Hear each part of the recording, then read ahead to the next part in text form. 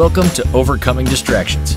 This is the place where adults, entrepreneurs, and busy professionals who might be a little distracted grab knowledge, inspiration, and encouragement to get focused, overcome obstacles, and thrive in business and in life. If you are an adult with ADHD, you are in the right place. But don't worry, because all types of brains are welcome. If you feel distracted at times and want the tools to achieve more in life, thrive in business, and learn a little bit more about yourself, come on in. Each week, a new expert in the field of performance, productivity, focus, and being true to yourself shares their knowledge and tips. And of course, adult ADHD. You'll always walk away with action items you can use. Ready for another engaging expert discussion?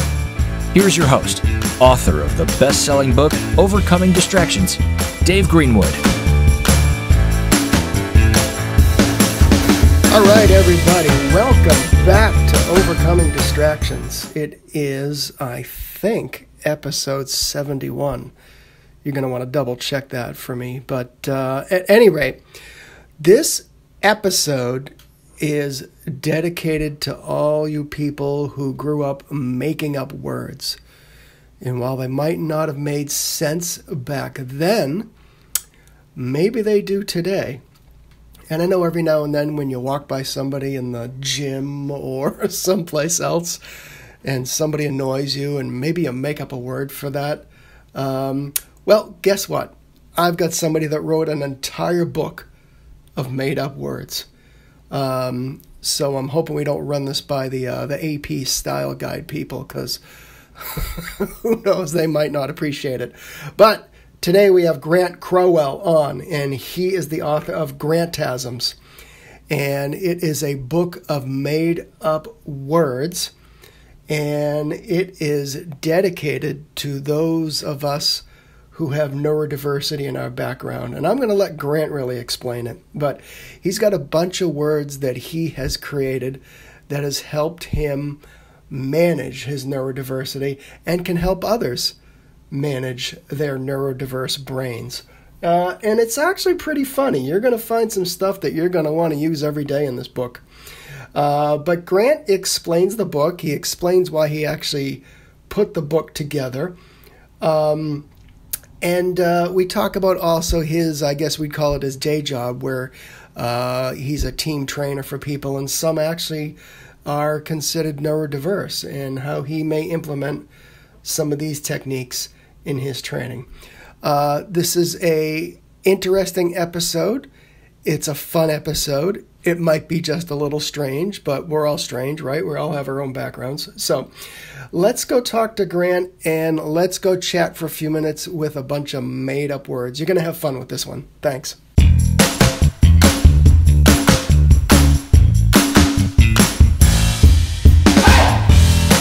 All right, everybody, we're back. It's Overcoming Distractions. And as I mentioned in the introduction, I have a guy here who likes to make stuff up. So, and if you're if you are one of the listeners that actually does have ADHD, then you know the world of ADHD and the outside world of ADHD and people making stuff up about ADHD. Okay, so you can relate. However, Grant makes things up to actually make ourselves feel better, and we're going to dig into that. So welcome, Grant. Thanks for having me. I am a great maker stuff-upper.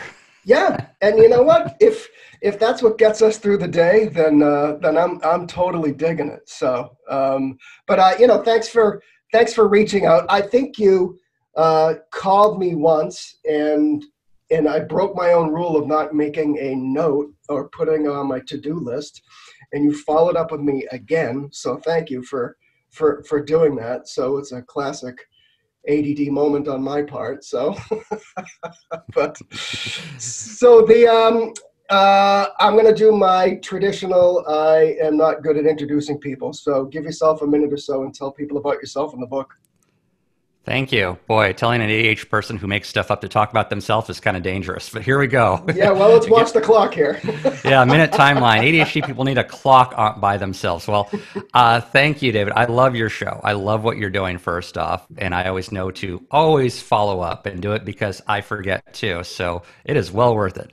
I like to call myself a creative communications coach by nature of how much I've worked in the tech industry for over 20 years. I've also worked in the creative space, in the marketing space, in the video space.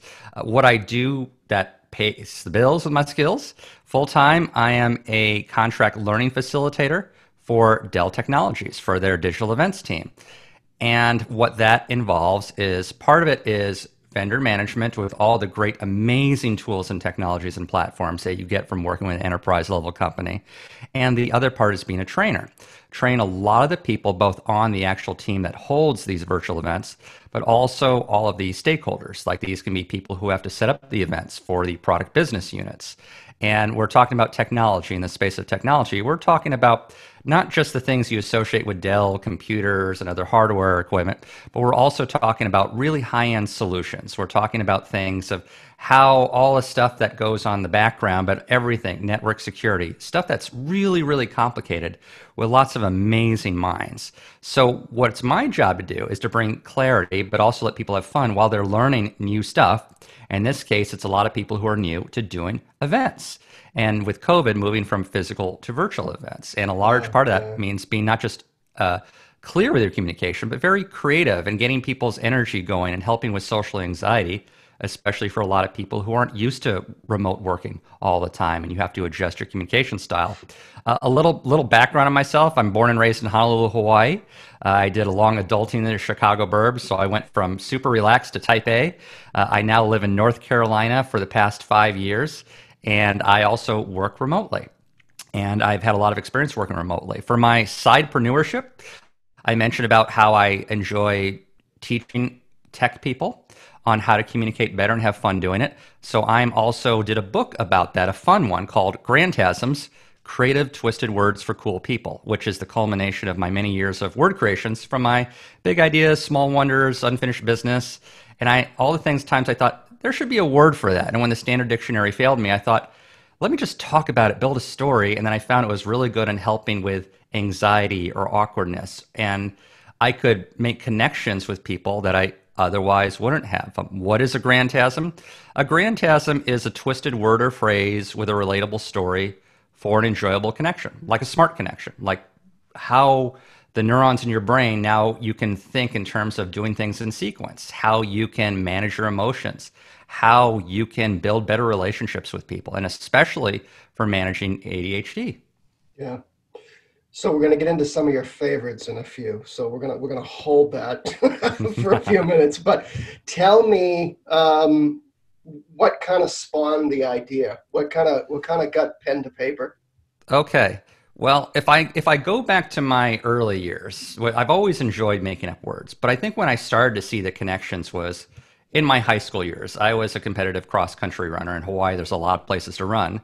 But now we're talking about I would forget stuff all the time if I wasn't active. I could have what I would call a whiteout, which is like you're conscious, but you just forget completely where you're at. I found exercise. That was one of my favorites, by the way. Oh, thank you. I love hearing people's favorites because they always have a good story. It's the stories that I love. And when I could come up with a word, I could laugh about it. But I would have whiteouts all the time when I wasn't exercising. I mean, when you don't know what you have, I wasn't diagnosed with ADHD till I was 33, and I'm going to be turning 50 in August. So a long time, I gravitated towards things that helped that. But one of the things I would do is, as an ADHD person, as a creative person, I'd come up with ideas all the time, but I wouldn't have a place to store them. It was like if you ever saw the movie Memento about a guy who only has short-term memory and would have to instinctively do stuff and write stuff so he could try to create something in his brain that could make him think when he had no short-term memory. What would happen for me is I'd have an idea while running, and then I would worry about, I'm going to forget that great idea. Why? Because I was starting to go into cartooning for the high school newspaper and later college. So I would trick my brain into remembering the very first letter of that word. Oh, I get another idea, another idea, another idea. So I'd remember the first letters of all those things until I could come up with an anagram. And then I would remember, by the time I got home from my run, which could have been like 6 miles or 7 miles or so, I would write down those letters and then I would remember the ideas. And sometimes that would give me great ideas for writing a report, for doing a cartoon, or something that I would always forget because I turned my struggles into a game. So now flash forward to today. So I wrote this book because I always found when I could come up with words, it put me in a good mood. It also gave me energy. It was a creative accomplishment, and I could also communicate better, something that I struggled with because I also suffer a bit from auditory processing disorder. So I would hear things differently. And so I had that extra struggle. And for a good period, I even had sleep apnea that I had surgery for. So now imagine not even getting enough oxygen to your brain. I had all these things going on. Yeah. So once I got myself in a good space, I thought to myself, what if I could do something different with all the things I'm learning about ADHD and coaching and doing cognitive behavior therapy? I thought the one thing that was missing is the fun. Is why not make it into a game? I thought, what if I could turn my struggles into a game and a social game? And so after just sharing these at places I would work, and a lot of it would be remote because people work around the world I'd work with, and I could find sometimes where we'd struggle with even the connection of our internet, maybe Zoom going out, or maybe just too many meetings. So I would turn them into words, and people liked them. And my first experience was when I spoke at Chicago Mensa in 2013. I'm not Mensa, by the way, never the test, but so many Mensa folks loved it. Oh, you didn't have to tell everybody that. I could have said, yeah, say, I wow, was this Mensa. dude's smart. I'm slow. I promise not to take credit for things I haven't earned, but a number of Mensa people contacted me, some were my friends, and said they love this. And then it was also people on the autism spectrum. So I'm speaking to a room full of ADHD, autism, and Asperger's. And I realized these are very smart people, but they have a big gap. And that big gap are the things such as how to focus, how to do time management, how to get over your awkwardness and anxiety. I mean, I looked at, I don't have anxiety. I've even worked at a comedy club for a while. However, you could still be very awkward. And that was a problem that I had for a long time. But I also found is that we didn't agree on the same words. And in the tech space, that's a big problem because there's so much information and there could be so many acronyms thrown out. What I'd be going acronym from hearing all of them. So I thought, let me come up with something fun. And when I shared these, people who I would otherwise thought I'd have nothing in common with would laugh. They'd share their stories. And they'd either share one of their own favorite words, or we turn to a game of, can we come up with a word for this? Can we come up with a word for that? Or can you guess this word or that? So we were building social bonds. And the one thing that I realized from this journey, or actually two important things, but the first thing was, despite all of our differences, even today in the world, what we have as our common social bond is our shared experience. And I found that if I could create a word for that shared experience, I could create a bond with people who even think differently from me. The other part is, I found if you could laugh at the behavior you want to fix, you'll tackle that behavior. Like if I learned that the reason why people don't change behaviors they want to is they feel a sense of shame. Whereas like say your office is too cluttered. So I came up with messy tasking, which I was inspired when I saw a woman with ADHD. She spilled coffee over her laptop while she reached for her smartphone. So I called that messy tasking. I said, I do the same thing. I shared a story.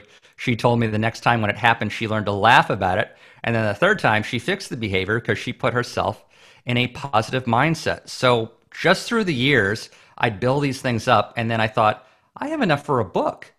The one thing I thought I would do different, and by the way, I was inspired from the 1980s series Sniglets by Rich Hall, who did stuff on words that should be in the dictionary that aren't. And there was a few other people who did stuff like that. But what they didn't do is they didn't share stories. Like Urban Dictionary is a lot of made-up words, but you don't know who the storyteller is. You can't build a bond with them. You can't have a conversation with them. I wanted this to be about story sharing, and then I found, man, this is really great for ADHD. I should build a book on it of just share my stories. So each Grantasm is relatable to me, and like you mentioned with Whiteout, they're relatable to you as well and other people. And it helps us connect better. They are word creations for smart connections. Do you think people who are maybe we classify as neurodiverse like to escape through certain things? I think when people know that they're different, I mean, the first step is just being self-aware. Yeah. If you go a long time without that, you have this attitude of what's wrong with me, which is where I think the bad side of what we call disorder, which I love looking at the origins of words, even the history of them. but it's also what is the attitude towards people who have those words. And a disorder is meant to imply a state of confusion.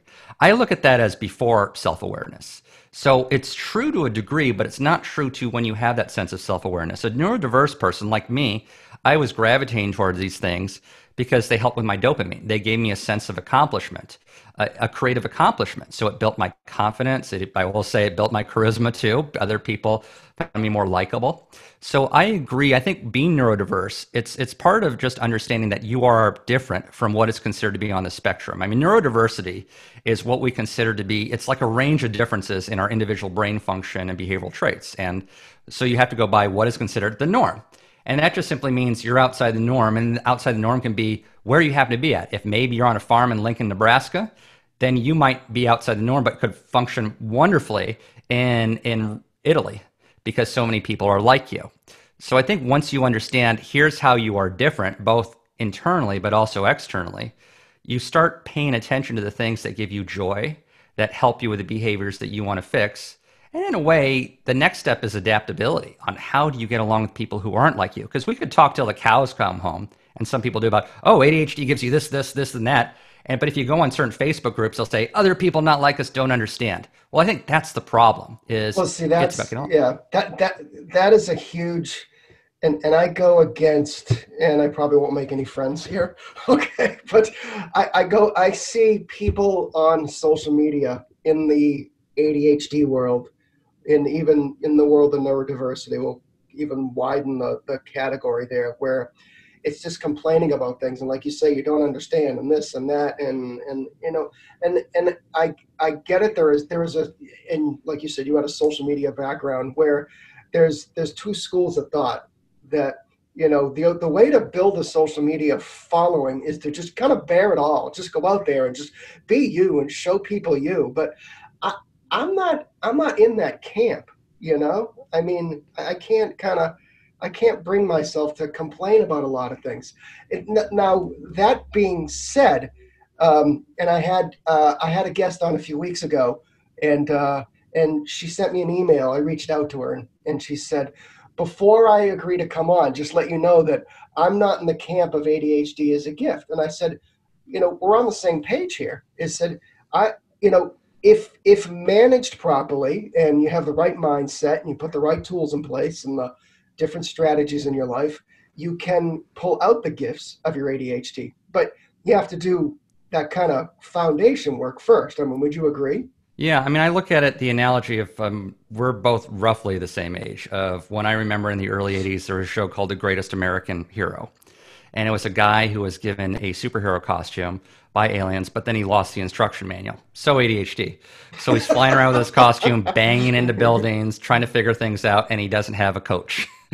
And I mean, he has a sidekick, but not a coach. Well, he might have had the instruction manual, but he didn't read it. Yeah, that's how it is. I'll get to it later. Ooh, shiny. I'm in the same camp. ADHD, to me, it's a characteristic. I mean, it's a neurological characteristic. It's what you have. It's not something you grow out of or get over. It's part of you. I say you can grow with it. Is that it can be good. It can be a problem if you don't know what you have and do something about it. I can even say it can be a curse if you don't get the help or people who understand. Like, I'll give an example. Is when I was 4.5, my parents took me to psychiatrists. They knew I was different. But in Hawaii, there wasn't a lot of understanding by psychiatrists about labeling as ADHD. So I still have the manual typewritten letter by them that says Grant has this, and this, but they're not describing as ADHD. So they're not really sure what they can do, other maybe try this or that. And they're doing their best. My parents are doing their best, but they didn't have the help. And teachers, if I was doodling, I'd be punished for that. That's when I was trying to be a budding cartoonist. All the things that I was trying to do on my own, self-actualization, I was punished for. So you then really start to think, what's wrong with me? So when we say that, is it a gift? No, it's a characteristic. You're not better than anyone else who doesn't have it. You just happen to be in a classification that is, okay, this is me. I'm outside of what is considered to be normal. And normal is neither good nor bad, nor is ADHD what I say good or bad. It's just there. It's up to you with what you do with it and what you can teach others about it so you can help people. That's what makes it good, not just the, oh, I don't like when people call it a superpower, because sometimes you ascribe it to things that normal people do and don't brag about it is one side. But the other part is acting like you're better than other people for it. There are gifts. There are things that come with it, but like you said, what makes you a good person is the work that you put into it. Yeah, yeah. No, I agree.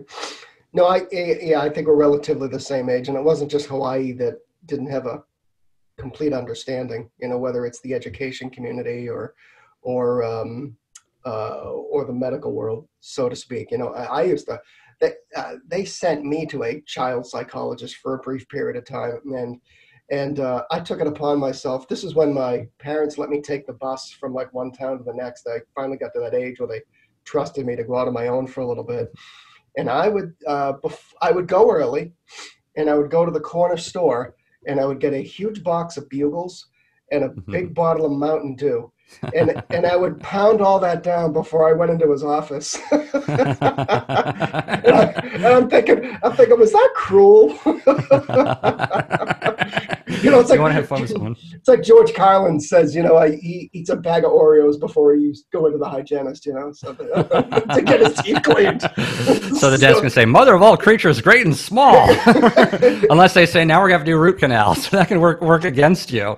Well, it's funny hearing other people's stories, but also what I think this does, like with your experience, my experience, is it does, if we don't suffer too much and we don't become too bitter from it and we're in a good place, we can develop a sense of empathy. And that's why I did these Grantasms, to build what I call creative empathy. And if we learn how to share our stories, we're wired for stories, but a lot of people forget their stories or sometimes feel anxiety. Every one of my Grantasms is a way, it has an anecdote, a little short story. And the whole idea is to get other people to share their stories from the words that they relate. And so when I can name those things, now you know you've had guests on your shows and there's been a recurring theme of, they say, name it, name it. If you can, and I say, if you name it, you can tame it.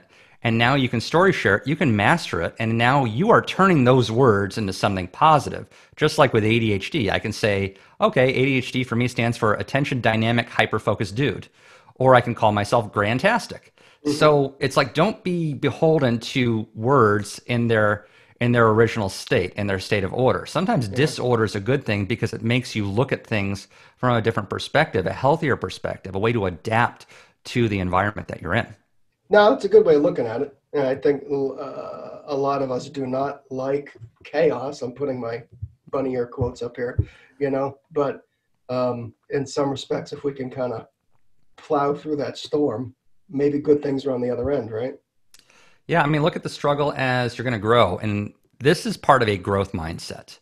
And this happens in tech. It happens in a lot of spaces. Is I always look for who are the people who are willing to have a growth mindset. Who are the people willing to challenge themselves? Like one of your other guests said, to stretch themselves. If people don't want change, you can't be around those people. They will hold you back. There's something much deeper. Maybe they were hurt. Maybe they're very egotistical and they just want a sense of power. I've dealt with people like in my early years of work who said email was a fad and just want everything by fax. It was a way of holding on to power. Yeah. Or control freaks at work, or people who only want to use email and not learn how to do other things. And I still deal with that to some people. And change for some people is really, really hard. So if you can have a sense of empathy about it, that's good. But you have to separate the people and understand people. And this is why I say I talk with people one-on-one. I wouldn't be confrontational. I just let them talk. And I remember doing that in my talk radio days and when I worked on a documentary, interviewing people that were pretty interesting. I interviewed Noam Chomsky and Alan Dershowitz in one day, two very different personalities. And that was the beginning of, I need to just be a good listener, empathize, mirror, and then I can bring up a question after I've earned their trust and then have a real dialogue or even a debate. But I had to earn that. And I thought that these words are a way of, hey, I'm relatable. Now let's talk about something maybe we don't agree with, but now we have a better understanding with, and then it goes to the problem solving, because now you've helped solve someone's problem, especially in tech where there are many problems, because there's just so much that can happen. But if you listen first, if you have a laugh, if you express an idea that's creative, people will open up and work with you a lot better. And I especially find that in the tech space, and that's where neurodiversity is a really great thing. I think what you said applies to anybody, and I think it's a lesson, whether you have ADHD or not, that a lot of people need to learn, is that listening, that earning the trust, that, I'll give an example. We're all on LinkedIn, or at least in those of us in the business world, we're all on LinkedIn, and somebody sends you even a nice invite, hey, David, I saw that you do this and that, and okay, they followed the rules to begin with, and okay, I'll connect. Cool. He sent me a nice note introducing himself, and then boom, 10 minutes later, they start selling you something, and it's Yeah. like, you have not earned my trust yet. In 10 minutes, you're trying to ram a sales pitch down my throat. The other example I use is I've done a lot of work with a collection agency, believe it or not, and they work in all 50 states. But their main theme, and I guess I'll even call it a brand, is diplomacy.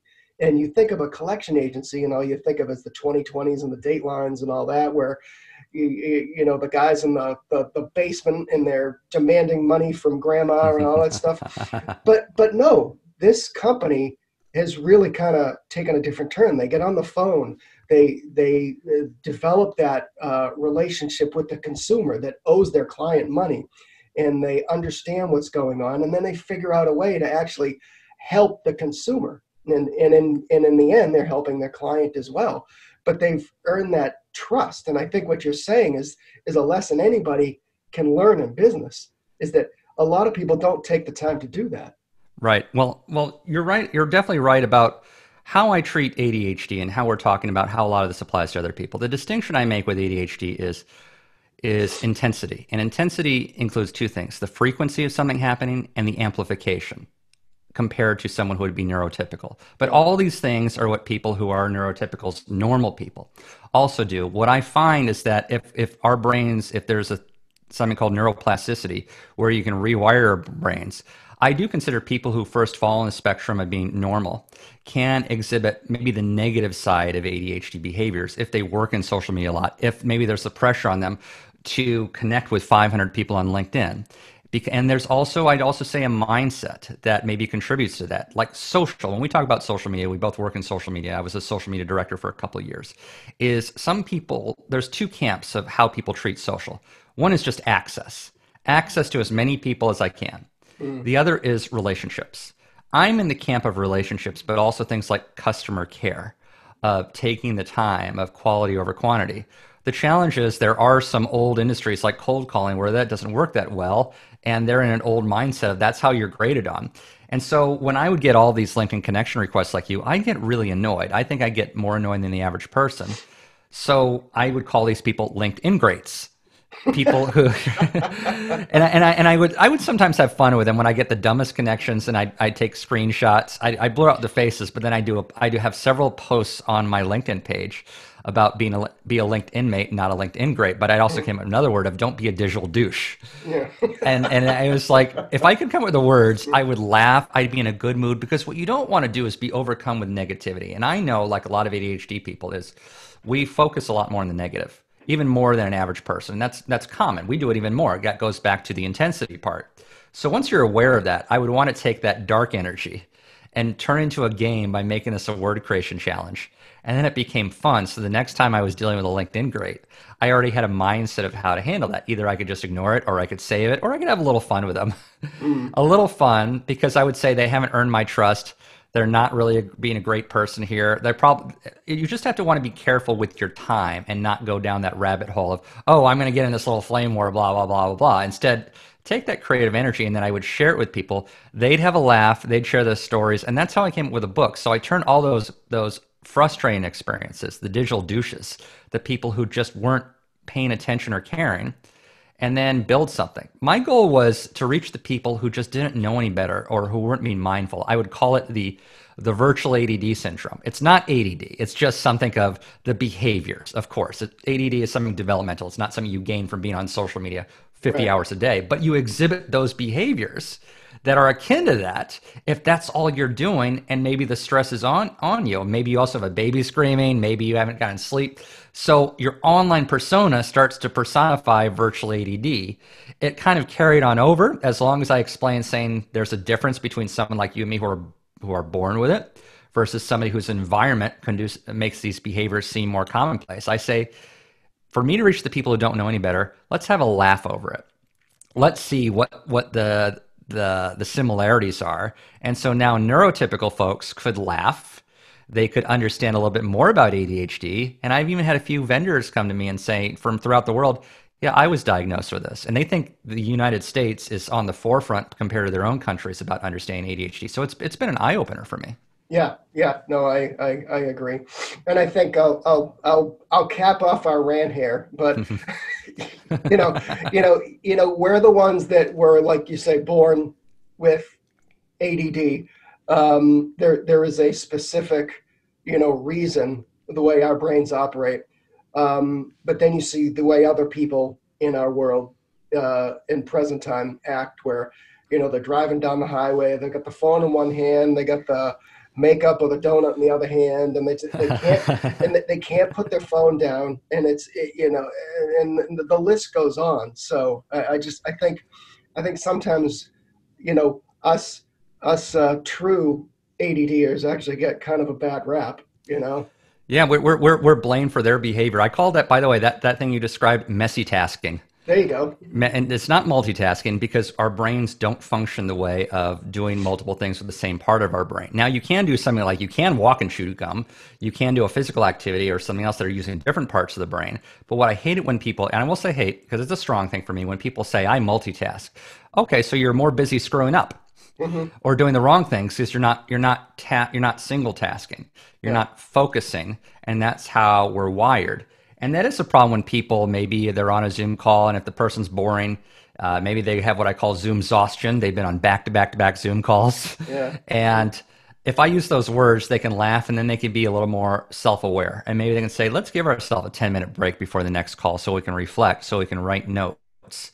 So I look at those things, right? We do get a bad rap, or I even came up with the word multi-crashing from the experience of watching two people bonk into each other because they were both on their digital devices, which, by the way, I almost did once, which gave me the idea. But I think the goal for me was to develop a sense of empathy for people who are doing that. And because if we don't want to basically try to create enemies. We want to build connections with people and saying, yeah, I did that before. And then say things like, I found this helped me. And if somebody's open to it, then they're more likely to change the behavior. Basically, laugh at the behavior you want to fix. Yeah. No, I think that's a good way of looking at it. And I think, as you said in the beginning, I think self-awareness is a huge piece. Maybe it's not easy for some people. Again, ADHD or not, people listen to this podcast that do not have ADHD, that just might be prone to distractions. But I think it's important, as tough a pill it is to swallow sometimes, is to dig down and just find that self-awareness somehow. So I think it's hugely important. You talk about, do you work / coach during your day job people in the neurodiverse category? Is that what you do? Kind of help nurture people? Well, I think I did it by accident because I put myself out there. And when you do a book is like your calling card. A book is to say, here's who I am. And I did this book like yours. We talk about, and I read your book. It's a great book. I love that it's a book for adults, first off. And it's told in such a warm format. Like, I read the book and it's like I'm talking with you. And I wanted to make that my way of doing it. I discovered neurodiverse people along the way. People would come forth and say, yes, I have ADHD. These are my struggles. And especially when someone say, finally, someone who gets me. I share words in our water cooler space on Microsoft Teams about funny stuff that happens, like note of friction when you're constantly being interrupted by your digital devices. But I'd always try to include a solution or a tip there, or ask people for a solution. So I would put it in places that were a safe, appropriate space, because it's very important to be mindful of context, when to do it. And when you reach that level of self-awareness, you think about, is this appropriate, especially in the workplace? So then I would join events. And Dell Technologies is really great about having things like lunch and learn, getting to know people, talking about the things. And they brought in an expert professor on neurodiversity in the workplace. And that's how I got connected with a person hosting the event who herself has autism. And I learned a little bit more that on one end of the autism spectrum, there's an overlap with ADHD. And so we just talk a lot and share our experiences. And I know some things about autism. I've done some volunteer work for a local autism group and can understand where we overlap, but also where we might have challenges. For people who have more of a, not just a light level of autism, but a little more than that, sometimes words are, if it's upsetting the apple cart. Like when I worked in the search engine optimization industry in the early years or other tech places, I would get brushback of people saying that's not a real word. And then I'd say to them, "Oh, did you Google it?" And I say, "By the way, Google wasn't a real word until they came up with it." But their world was based on code, which is if you throw any one thing off in the code, now you have to go back and fix the code. So it required a mindset of total order. Whereas this is where we talk about disorder. Disorder is a good thing when it makes you challenge a norm, an existing structure, sometimes what's considered tradition, because companies need to be agile. They need to, when they're in tech space, they need to adapt. Yeah. They need to look at different ways, different perspectives. And that's where neurodiversity is especially important for a tech company. I've worked at places where they don't have that, and I see that they fall behind a lot, but they also have conflict. They have social conflict. Being around neurodiverse people, or I say being neuro-inclusive, those who aren't, and communication isn't just talking. It's also the format of which we share our communication. Do you do it in a video? What's your project management space like? Can people get along with this? When's an appropriate time to do email versus a chat? When's the appropriate time to have a call? This is all being mindful of context, of social context. So working with neurodiverse people, I stumbled on it, and then people would ask me to do one-on-one to give a presentation. I've given a lot of presentations on it for groups, and I've saved those presentations, and it's opened my eyes up on there's a real opportunity to turn what I do, which was originally a hobby with a purpose and a sense of belonging, and turn that now into a business discipline of how companies can be more productive and build better relationships and have fun doing it through creative communication, through twisted words. Do you see from your perspective where you sit that more and more companies are getting on board? I know, and I don't want anybody to take this in any way other than just discussion, is that, there's a lot of discussion and awareness, and it's a good thing, about race relations and diversity and what have you, and inclusion. And I tend to think diversity and inclusion are, while they work together, they are two separate things. But do you see more and more organizations getting on board and seeing the benefit of including people who have different brains, and seeing even the business benefit of that? Well, yes, I can speak for Dell, where I've worked the past 2 years, and I would say Dell has been fantastic. And I worked at a number of tech companies, and while I'm not doing analysis on other companies, I can observe them, like you and I might observe them and see what they do and what they don't do on the outside. But as embedded in there, is I see such a commitment where even Michael Dell or even our digital marketing VP will come right out and say, I feel saddened by what's going on, and saying, I don't have the answers, but what I know we need to do is have dialogue. And then bringing in diverse people who are already on the diversity team, people who have an actor who live this, to talk about this. And they're really good about saying we need to have conversations and encouraging those conversations. And there'll always be people who are still quiet. What I've thought of, this is where my thing is if I can turn this into a game of how do you get the people who are the quiet, the shy ones to talk? And I figured if you can make it a game where everyone gets points for playing and participating. First, what I've learned about gamification is if you can create like a little prize for everyone just for participating, there's a reward in them in itself. Then people naturally just want to participate. And I think it's more, not just simply having a water cooler space in your Slack channel or in your Microsoft Teams channel, but having a place where you could go on Zoom and just talk about these things, where it's considered to be a safe space. Kind of like when I worked at a comedy club, that was where you could do anything and everything. And comedians will tell you that's our safe space for just get the ideas out. Sure, not to be worried about, although we worry today a little bit about cancel culture, but the idea was just talk your ideas. I mean, I even remember Malcolm X, before he went to Mecca, saying the white man, the black man just have to talk and just listen to each other. And he specified so much about just listen.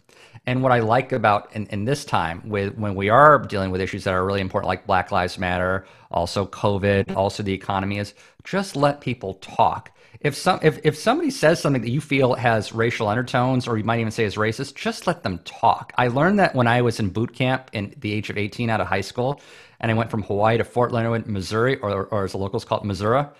I had to be on guard to do with a guy who I did not like at all. He didn't like me, but we also realized we can't fight each other. We'll lose our opportunity. I need to go in the Army to pay for college. So I said, let me just talk and just ask questions. And that helped me with being in talk radio, is just ask questions. Just show that you're listening. But it's the choice of questions that you ask that direct it. A good coach isn't about telling you what to do. A good coach is having the right questions, leading the conversation, taking the person on the journey.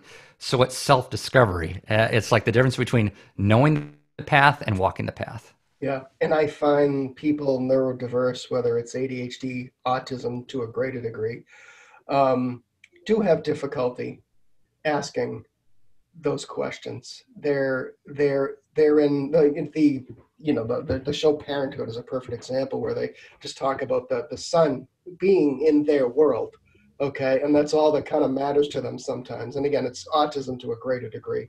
So, but that's why they call it a spectrum, because everybody's different. So, but I think it's we're all different. Just some of us have some cool names for exactly. it. All I'm trying to do is give people cool names for who they are. And you're right. This isn't just about ADHD. It's just that, again, we go back to the intensity thing. It's like if someone has a gift for being a comedian, then you fall in the group of people who are stand-up comedians. ADHD people, it's like it's a condition. And it's what you choose to do with it that makes you special. You're not special because you have it. It's what you choose to do with this costume that you have to wear for the rest of your life. That's all it is. And by the way, when I also did some research when we're talking about, how it helps people in the workplace. I got to listen to a neurodiversity expert. Her name is Dr. Eleanor Lociano, who wrote a report, who's spoken at the United Nations on neurodiversity in the workplace. And when I talked with her and I saved the quote, what she said about humor, using humor, one, we know it's an icebreaker, or I call it an ice crusher, because you're building a connection over an initial awkward period. And she says using these words are a great way to help people deal with stress, especially when you're in a new workplace environment or group. People are moving around all the time at a company. We've had new people come in. You have to onboard them. But first thing is listen to them, let them know it's okay. Say, hey, I was in the same position as you. I didn't know anything. I was told some things. I found, oh, that's not the right thing. And I stressed out. Saying it's okay. Give a name to your stress. So when it comes up, you can have a laugh. Yeah.